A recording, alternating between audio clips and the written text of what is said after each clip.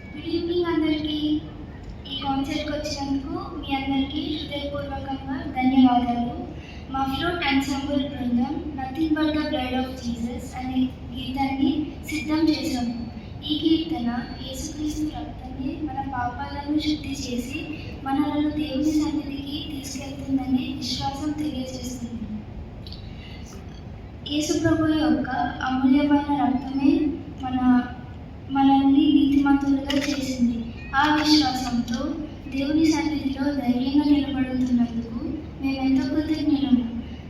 ఇప్పుడు మా ప్రదర్శనని ఆనందించండి. ధన్యవాదాలు.